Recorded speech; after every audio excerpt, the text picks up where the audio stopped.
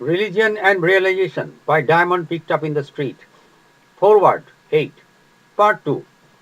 The reading of the Gospel of Sri Ramkrishna got slackened. It was so revealed in dream that it would come to pass. One of the friends, the reader one, appeared in a dream to another friend and told him that he was tired of reading any more. So it has been ordered by Sri Ramakrishna to feed him by writing the explanatory notes of his conversations held with his disciples and devotees. Previous to this commandment, a few dreams in connection with writing this annotation were dreamed. The seer dreamed that he was in a running train. The compartment of the seer was overcrowded. A conversation ensued about God, and a pretty long talk it was. All the way the seer had a pencil in his hand.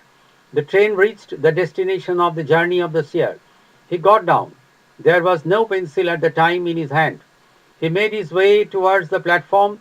Another passenger in haste came down from the train, took a run, came to the seer, placed the very pencil at his hand, and vanished. The dream left him with the pencil in hand. The meaning of the dream was a mystery with the seer, but after commandment for writing explanation, the exposition was made out and became obvious. A monk friend dreamed that another friend of our group told him, well, let all these happenings about the sports of God be given publicity to. No newcomer is to come to our room any more, and it is burned. The monk again dreamed a second dream.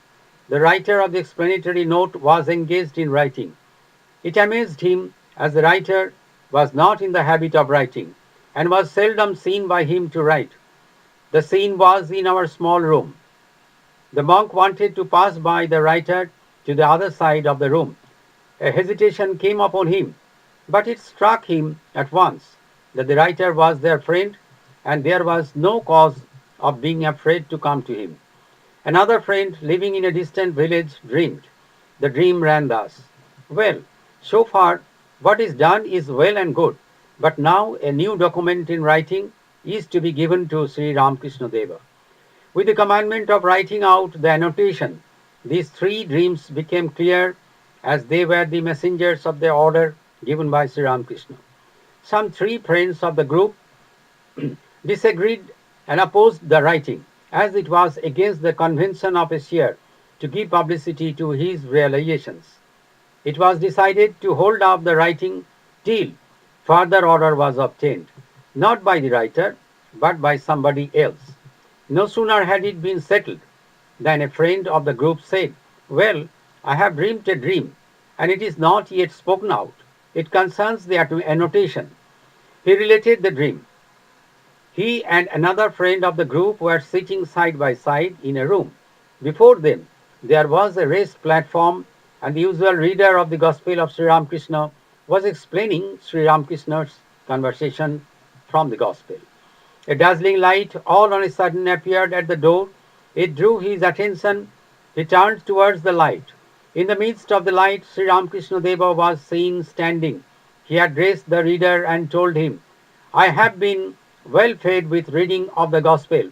He finished. The reader at once turned and asked him, am I to feed you by writing annotation? Sri Ramakrishna, yes. Reader, where is your document? Sri Ramakrishna, it is with Mahendra Master. Just at this time, the seer of the dream stood up, approached, and wanted to speak out something. But he swooned and fell down at the feet of Sri Ramakrishna Deva. For a pretty long time after the dream had left him, he was in a benumbed condition. When full consciousness came back to him, he found himself wet with perspiration. This dream was a confirmation of the first commandment, but it could not give us entire satisfaction to commence the writing.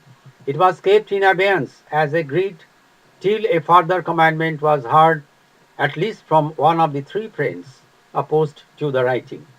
It was a Sunday when the difference of opinion occurred, but in the night of the succeeding Monday, the friend, first to raise objection against writing, dreamed this dream.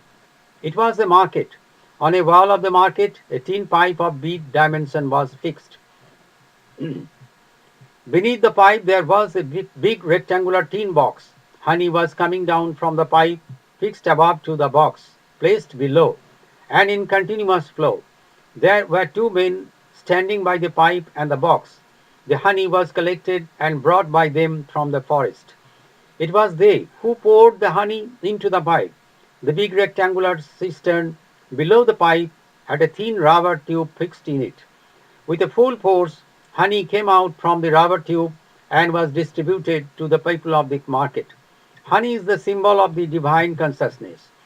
To see honey in a dream is a second class realization of the divine consciousness. The full exposition of this divine dream is not given, as it is very personal in every item. It was he who first revolted against writing, but on the second day this dream was dreamed by him. On the fourth day this dream was related to us. On the sixth day he burst out saying, "The meaning of this dream is clear to me. There is an order in it for you to continue the writing. This writing will distribute divine consciousness, honey, to others." The second oppositionist friend dreamed another dream. A broad road was running straight. It was a two-storied road, one on the other, but they looked alike and ran parallel. The road above, the second one, had many lanes, by-lanes, and alleys attached to it. There were numerous manholes between these roads connecting each other and giving facility to look through it. It was so arranged that the voice from the basement road could be heard in the upper road and vice versa. The seer of the dream was on the upper road and his God the preceptor below. Every manhole in the road gave them opportunity to look at each other and to exchange talks. God the preceptor from below asked the seer aloud, "Hello friend, where are you?" The seer replied, "Well, I am here, sir." God the preceptor came above and made the seer as if it was so previously arranged. There are two kinds of meaning to a word. One coming from without as used in everyday life, and the other coming from within, seen and realized in the body. Sri Ramkrishna. This dream was a concrete picture of the sayings of Sri Ramkrishna Deva, the sayings coming from without and from within. The third oppositionist friend got this realization in meditation. He was in deep meditation, and his consciousness was transformed into a divine one, Samadhi. He saw the full moon there in him. The moon melted and flowed down on the earth. The moon is the symbol of perfect and pure love. Sri Ramkrishna. Love to God is the moon, and knowledge of God is the sun. Jnana Surya. Sri Ramkrishna. There were three oppositionist friends. Their realizations in connection with the annotation ran thus. 1. Honey is distributed among the human race. 2. The annotation contains both the outer expositions of Sri Ramkrishna's conversations and teachings, and the inner expositions as seen and shown by God in human body. The annotation is molten moon, which will create love of God in a man. The obscurity of these three friends were removed by their own realizations, and it was sheer grace of Sri Ramkrishna.